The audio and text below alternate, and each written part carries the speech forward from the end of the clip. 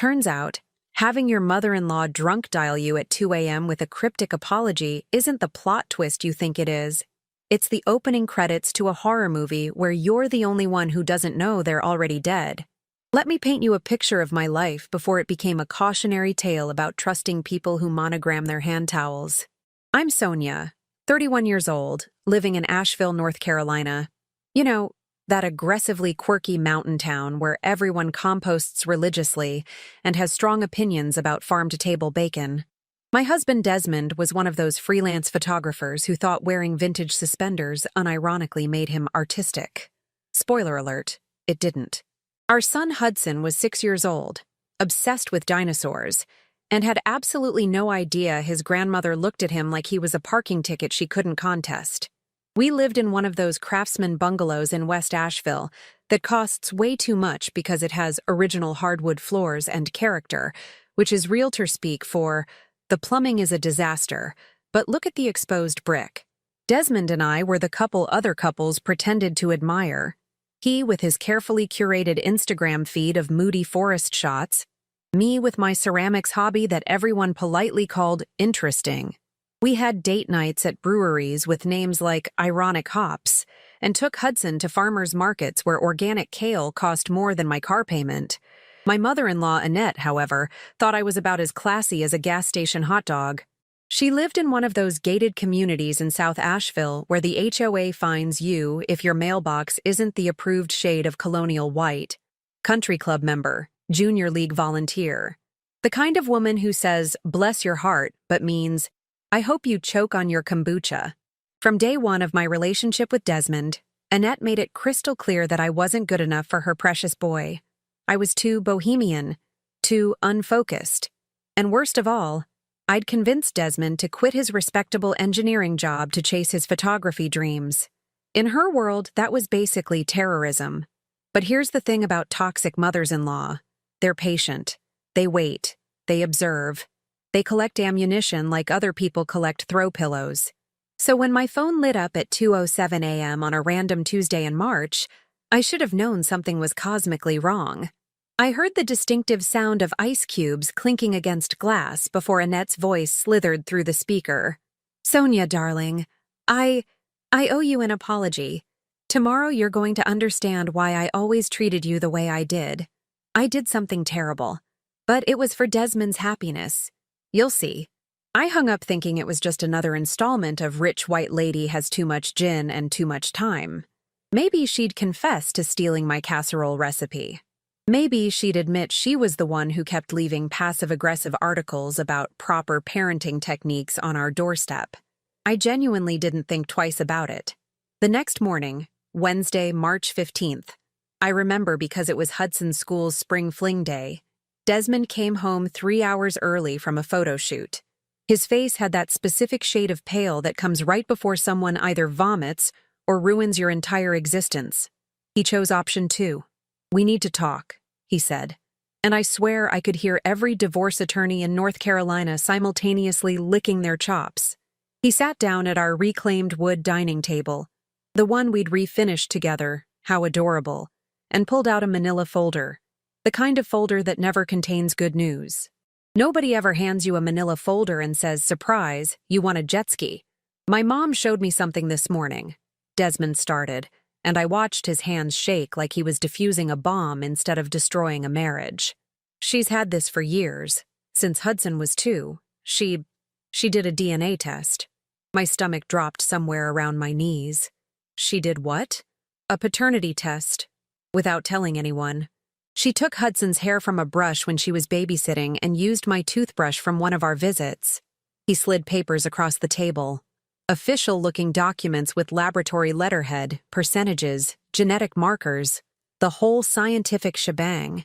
The results show 0% probability of paternity. Hudson isn't my biological son. The room started doing that thing where the edges get fuzzy and sounds become underwater. Desmond, that's impossible. How could you? His voice cracked. Not angry yet, just broken, which was somehow worse. I had low sperm count issues when we were trying. You knew I was insecure about that. And you went and... I never cheated on you. I stood up so fast my chair fell backward. Your mother is lying. But here's what I learned that day. When someone's been poisoned slowly over years by a parent they trust, truth becomes negotiable. Desmond looked at those papers, those fake, fraudulent, printed-on lies papers, and saw mathematical proof, scientific certainty. His mother wouldn't fabricate something this serious. His mother was a junior league volunteer. She had a membership at the country club. People like that don't falsify legal documents, right? Wrong. So catastrophically wrong. I want a divorce, Desmond said. And somewhere in South Asheville, I swear I could hear Annette popping champagne. The next 72 hours were a blur of denial, rage, and the kind of crying that makes your face swell up like you lost a fight with a beehive. Desmond moved into his studio apartment downtown, the one he kept for creative space, which now felt like insurance against our marriage. He wouldn't listen to reason, wouldn't agree to a real official DNA test. My mother wouldn't lie about something like this, Sonia. Just admit what you did. But I didn't do anything. And that's when the rage calcified into something sharper, colder, more precise. If Annette wanted to play detective with fake evidence, fine. I'd become an actual investigator. I'd prove Hudson was Desmond's son, expose her fraud, and burn her carefully curated reputation to the ground. They say revenge is a dish best served cold. I was about to serve it frozen solid with a side of legal consequences and a garnish of public humiliation. Game on, Annette. You know what's fun? Trying to explain to your 6-year-old why Daddy suddenly lives in a different house while simultaneously not having a complete psychological breakdown in the cereal aisle of Whole Foods. Hudson kept asking if we were playing hide-and-seek with Desmond, and I kept lying through my teeth about Daddy needing creative space for work, which is apparently what we call abandoning your family over fabricated DNA results now. The divorce papers arrived on a Monday morning via certified mail, because Desmond's attorney had a flair for the dramatic. Nothing says our love is dead quite like signing for legal documents before you've had your coffee. I stood there in my bathrobe at 9:47 a.m., staring at phrases like irreconcilable differences and division of assets, thinking about how we'd picked out that stupid reclaimed wood table together at an estate sale in Black Mountain. He'd joked we were treasure hunting. Turns out the real treasure was the marriage we threw away along the way. But here's where it gets delicious. Annette decided my humiliation wasn't complete enough. She needed a victory lap. That same week, Thursday, March 23rd to be exact, I ran into her at the downtown Target. Not the nice Target, mind you. The one on Tunnel Road where you go because you need light bulbs at 11 a.m. on a weekday and you've given up on life looking presentable. I was in leggings that had seen better days and a sweatshirt with a mystery stain, pushing a cart with a wobbly wheel because of course I got the broken one. Hudson was with me, riding in the cart, making dinosaur noises that echoed through the home goods section. Annette appeared like a well-dressed specter between the throw pillows and picture frames. Full makeup, tailored pantsuit, hair that had clearly been blown out that morning at some salon where they serve mimosas. She looked at me the way you'd look at roadkill, with pity and mild disgust. "Sonia," she said, her voice dripping with manufactured sweetness. "How are you holding up?" The audacity, the sheer, unmitigated audacity. "Peachy," I replied. "Because what else do you say to the woman who just nuked your marriage with forged documents? Just buying some cleaning supplies. You know, trying to scrub away the stench of betrayal. Clorox makes a wipe for that, right?" She actually laughed. A delicate little tinkle like wind chimes made of condescension. "I know this must be difficult for you, but Desmond deserves honesty. He deserves someone who respects him." Hudson, bless his oblivious little heart, waved at his grandmother. "Hi, Grandma Annette. Look, I got a new dinosaur book." Annette's smile tightened like a mask about to crack. She glanced at Hudson with that same weird expression I'd noticed for years. Something between discomfort and disdain. "That's wonderful, sweetheart. Make sure your mother reads it to you. She's so good at storytelling." The double meaning landed like a slap. I gripped the cart handle so hard my knuckles went white. "You know what's funny, Annette?" I leaned in slightly, keeping my voice low enough that Hudson couldn't hear. "I've never lied to your son. Not once in 7 years of marriage. Can you say the same? Her expression flickered. Just for a second. A micro crack in the facade. Then it was gone, plastered over with that junior league smile. I've only ever wanted what's best for Desmond. Sometimes that requires difficult truths. Or convenient lies, I shot back. She adjusted her purse. Some designer thing that probably cost more than my mortgage payment. Well, I should go. I have a luncheon at the club. You know how it is. She paused, looked me up and down. Actually, I suppose you don't. Bye, and she walked away, heels clicking against the linoleum like a victory march. I stood there between the cleaning supplies and kitchen gadgets, shaking with rage, while Hudson asked if we could get the dinosaur-shaped chicken nuggets. The ones that are technically supposed to be chicken, but taste more like the concept of chicken. I said yes because I'd lost the ability to make coherent decisions. That weekend was Hudson's turn to stay with Desmond at his studio apartment. Court-ordered temporary visitation, while the lawyers sorted out custody. I packed Hudson's dinosaur backpack with his favorite pajamas, his stuffed triceratops, and the gnawing anxiety that my son was being shuttled between homes because his grandmother was a world-class manipulator. Desmond came to pick him up on Saturday morning, March 25th. He wouldn't come inside, just stood on the porch like I was contagious with infidelity. Hudson ran to him, completely unaware of the tension thick enough to cut with a knife. "Hey, buddy!" Desmond scooped him up, and I watched my son's face light up with joy. The same face, the same expressions, the same habit of scrunching his nose when he concentrated, exactly like Desmond did when editing photos. How could he not see it? "I need to talk to you," I said before they left. Desmond set Hudson down. "Go wait in the car, bud. I'll be right there." Once Hudson was out of earshot, I tried again. "Please, let's do an official DNA test, a real one, from an actual certified lab, not whatever your mother showed you." "Sonia, stop!" He looked exhausted. Dark circles under his eyes, hair unwashed. The man who used to spend 20 minutes on his morning beard routine looked like he'd given up on grooming entirely. My mom wouldn't make something like that up. She had no reason to. She had every reason. My voice cracked. "She's hated me since the day we met. You know this." "That doesn't mean she'd falsify medical documents." He said it like he was trying to convince himself as much as me. "Doesn't it?" I crossed my arms. "You really think the woman who leaves articles about proper child rearing on our doorstep wouldn't stoop to fraud?" He flinched. So he had noticed those. "That's different. This is science. There were lab results, genetic markers, numbers. Numbers can be faked, Desmond. Microsoft Word exists. Printers exist. Lying exists. But I could see it in his eyes. He'd already made up his mind. His mother, with her country club membership and her junior league credentials and her perfectly maintained image, couldn't possibly be a liar. And me? I was just the bohemian wife who'd derailed his engineering career and made him wear suspenders to farmers' markets. "I have to go," he said. "Hudson's waiting." I watched them drive away in Desmond's Subaru, the one with the Keep Asheville Weird bumper sticker that now felt like a cosmic joke. Keep Asheville Weird? We'd achieved full-blown surreal. That's when I made the decision. If Desmond wouldn't agree to an official test, I'd do it myself. I still had his toothbrush. The blue one he'd left behind when he packed up his stuff in a hurry. It was sitting in our bathroom cabinet, next to my face wash and the marriage we used to have. Time to play detective. Time to prove what I already knew in my bones. Hudson was Desmond's son, Annette was a fraud, and justice might be blind, but DNA evidence isn't. I had a geneticist to find and a mother-in-law to destroy.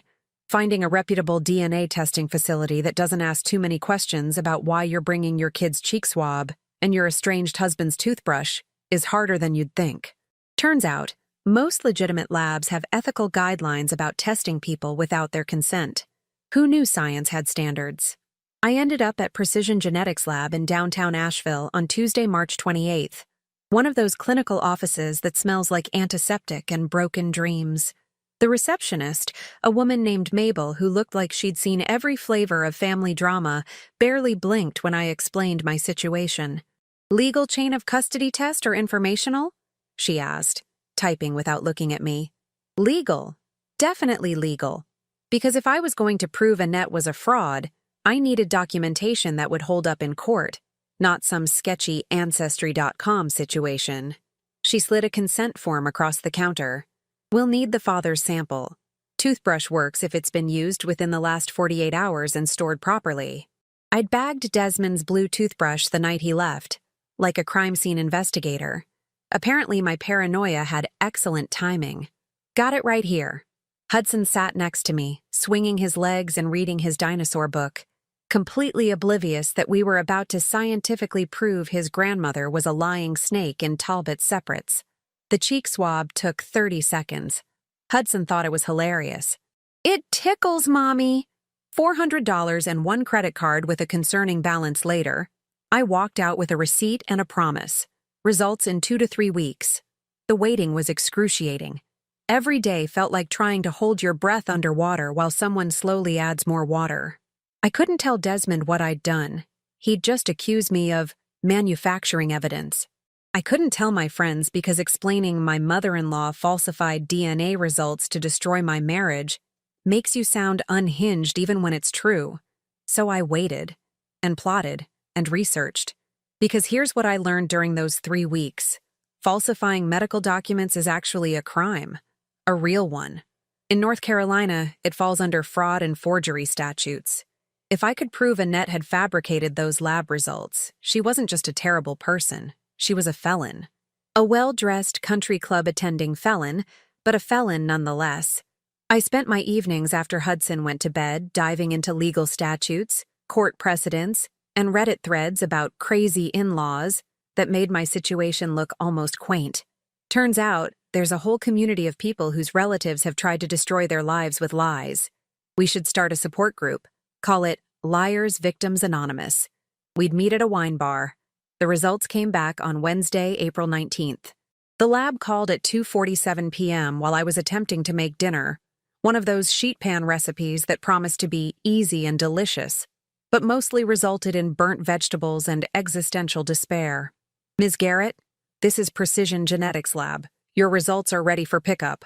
My hands started shaking so badly I dropped the spatula. It clattered against the tile floor like a starting pistol. I drove to the lab the next morning, Thursday, April 20th, after dropping Hudson at school. The envelope was manila, because apparently all life-altering information comes in manila folders, like the universe is stuck in 1987. I sat in my car in the parking lot, hands trembling, and opened it. Probability of paternity, 99.99%. Hudson was Desmond's biological son. Scientifically, legally, undeniably. I laughed. Not a happy laugh. One of those slightly unhinged laughs that escapes when your brain can't process vindication and rage simultaneously. A woman walking to her car looked at me with concern.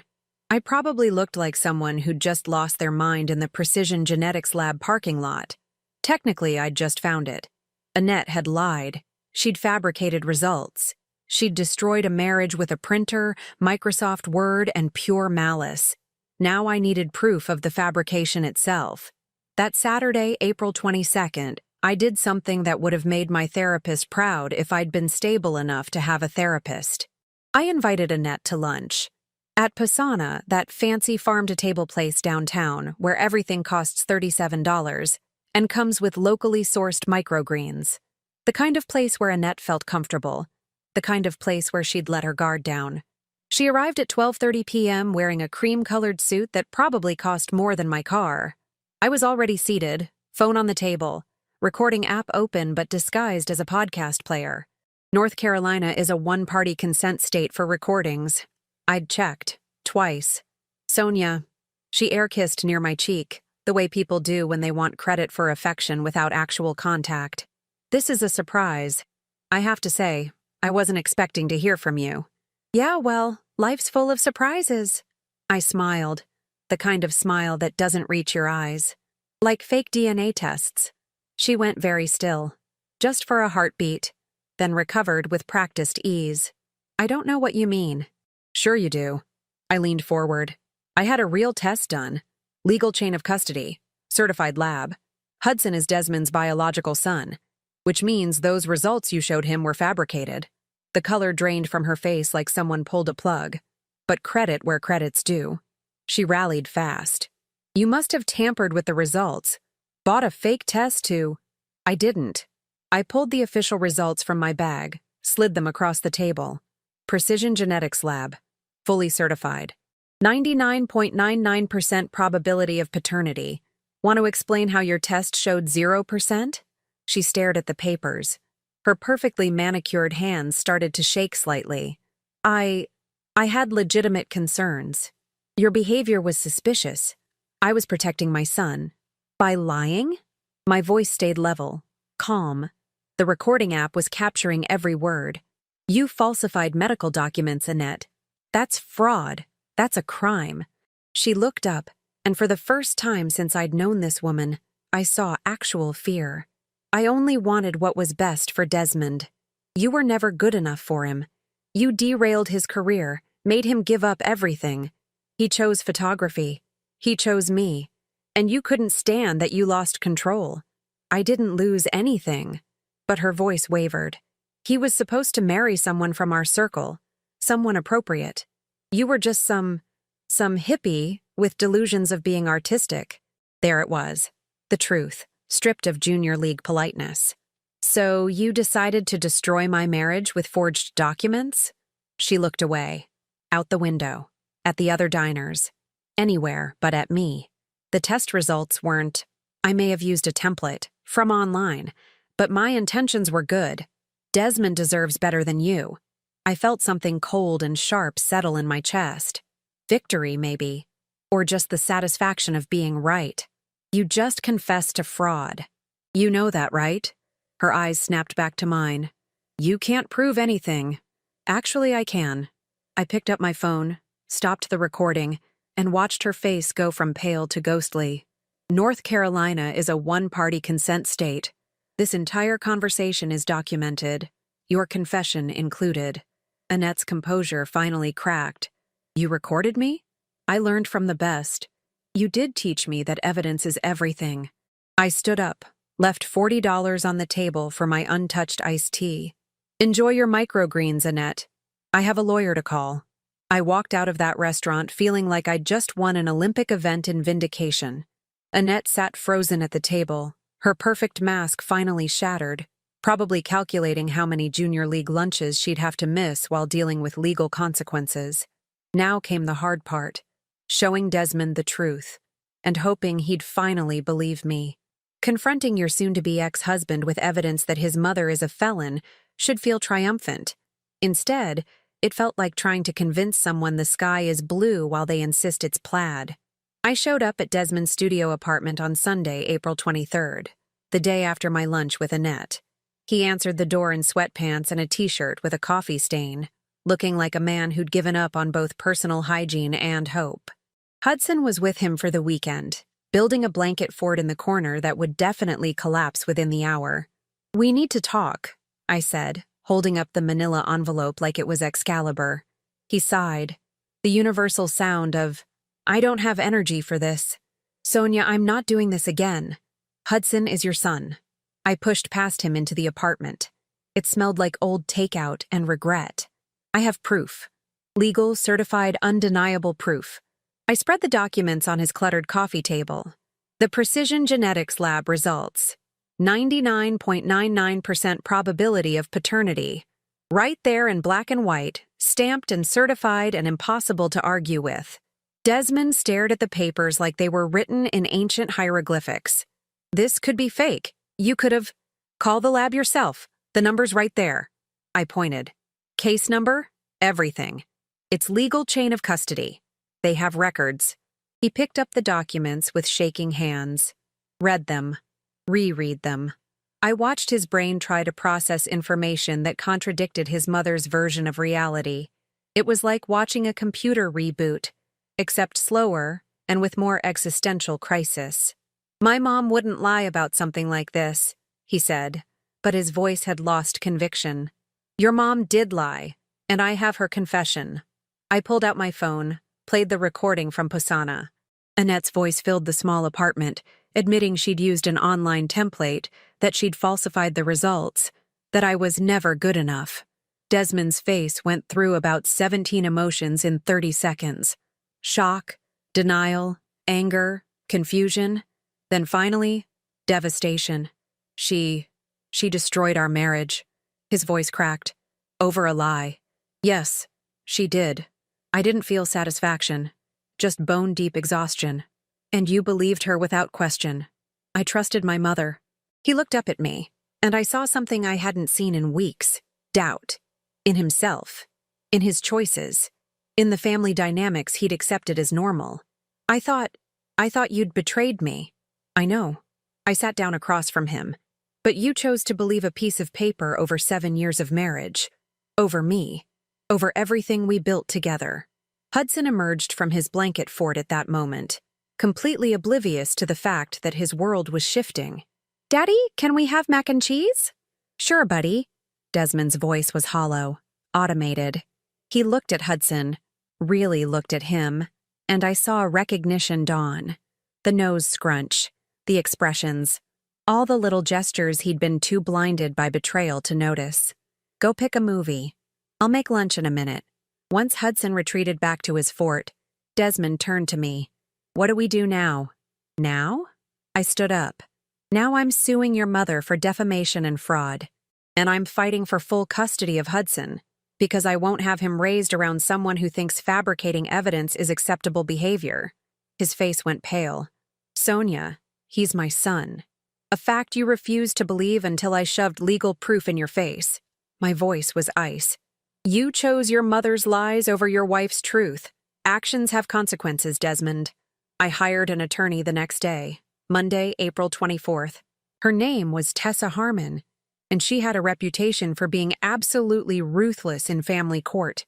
She took one look at my evidence, the real DNA results, the recording of Annette's confession, the fake results Desmond had been shown, and smiled like a shark sensing blood. "This is defamation, fraud, and possibly identity theft depending on whose information she used for the fake lab," Tessa said, tapping her pen against her desk. "We're going to bury her." And we did. The custody hearing happened on Thursday, May 11th. Annette wasn't technically a party to the custody case, but her actions were absolutely relevant. Tessa presented everything: the falsified documents, the confession recording, the real DNA results, character witnesses about Annette's history of manipulation. Judge Patricia Monroe listened to the whole sordid tale with an expression that could freeze lava. When Desmond's attorney tried to argue for joint custody, she cut him off. "Let me understand this correctly," Judge Monroe said, looking at Desmond over her reading glasses. "Your mother falsified medical documents to convince you your son wasn't biologically yours. You believed her without seeking independent verification.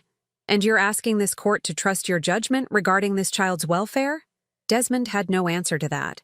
"Full physical custody to Mrs. Garrett," the judge declared. "Mr. Garrett will have supervised visitation 1 weekend per month until such time as he can demonstrate he's capable of maintaining appropriate boundaries with manipulative family members. This court does not look kindly on parental alienation, even when attempted by grandparents." I watched Desmond's face crumble, but I felt nothing.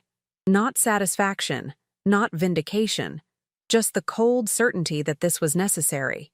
The defamation lawsuit against Annette settled out of court in June. $50,000. Not because she felt remorse, because her attorney knew she'd lose spectacularly if we went to trial. Falsifying DNA results to destroy a marriage tends to make judges very, very angry.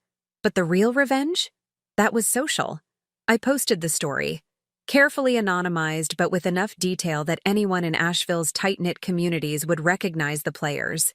In a local Facebook group called Asheville Moms Unite. 6,000 members. All of them very invested in family drama. The post went semi-viral. Not internet-famous viral, but Asheville viral. Which in a city this size is arguably worse. Everyone knows everyone. The woman at the farmer's market who sells goat cheese knows your yoga instructor who knows the barista at your favorite coffee shop. Word spreads like wildfire in a drought. Within 2 weeks, Annette was persona non grata at the country club. Someone leaked the story there. Suddenly, The woman who'd spent decades cultivating her image as a pillar of the community was known as the lady who faked DNA results. Her junior league committees mysteriously stopped needing her input. Her bridge club found they were at capacity. The social invitations dried up faster than champagne at a free bar. I ran into her former book club president at Whole Foods in July.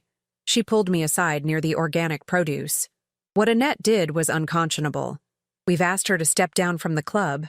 Several members have children from blended families, and they felt uncomfortable. Translation: You're accepted in polite society now. Annette isn't. Desmond tried to reconcile. Multiple times. Text messages, emails, showing up at my door with flowers and apologies.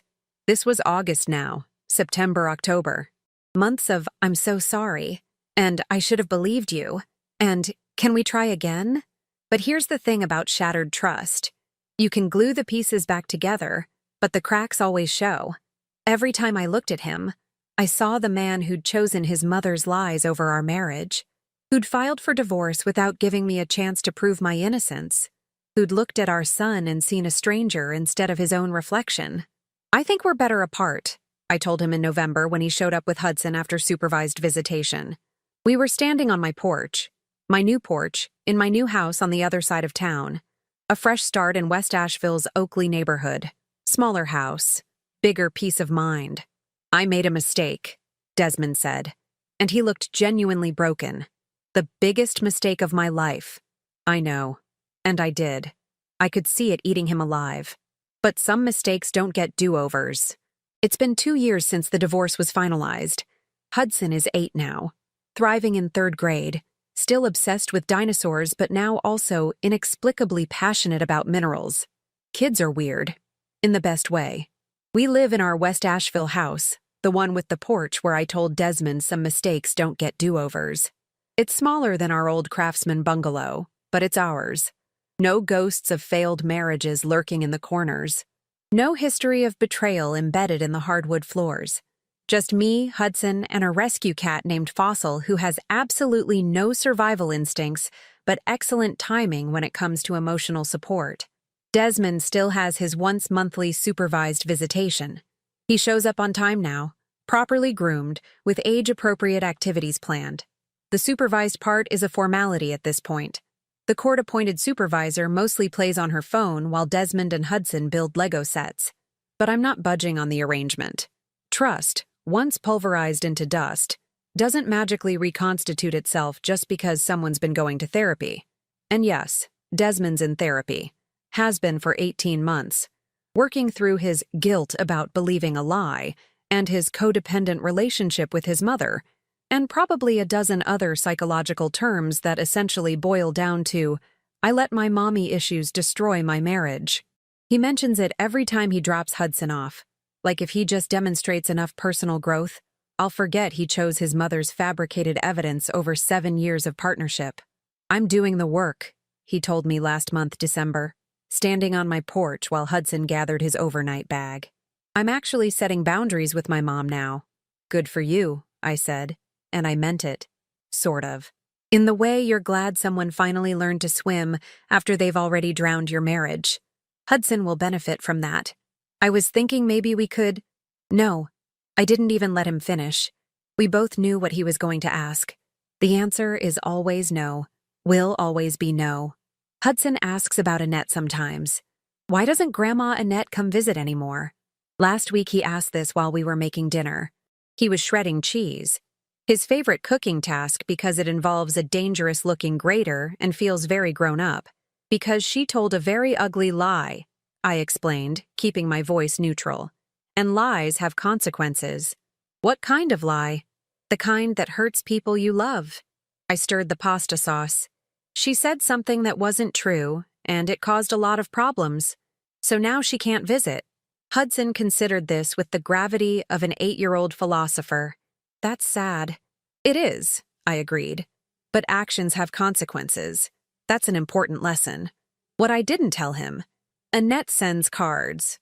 Birthday cards, Christmas cards, thinking of you cards, with Hallmark's most desperate attempts at reconciliation. They arrive addressed to Hudson at my house, She must have gotten the address somehow. I intercept every single one. Hudson's too young to navigate the complexity of a grandmother who loves him but destroyed his family with malicious fraud. Maybe when he's older, maybe never. I haven't decided. Last Christmas, she sent flowers. A massive arrangement that must have cost $200, delivered to my door with a card. I'm so sorry for what I did. Please let me see my grandson. I gave the entire arrangement to the Asheville Humane Society. They put them in their lobby. At least someone enjoyed them. The irony isn't lost on me. Annette spent years trying to remove me from Desmond's life, and she succeeded. Just not in the way she planned. She wanted him to divorce me and find someone appropriate, someone from her social circle, someone who would play by her rules. Instead, she destroyed his marriage, nuked her own reputation, and permanently severed her relationship with her only grandchild. Desmond lost custody of his son, lost his wife, and only now, 2 years after the fact, is beginning to understand that his mother's protection was actually destruction. He tells me he confronted her, set boundaries, demanded she get help for her control issues. She refused, of course. Women like Annette don't believe they need help. They believe everyone else is the problem. As for me, I'm free. Free from a family that preferred comfortable lies to uncomfortable truths. Free from a man who valued his mother's opinion over his wife's integrity.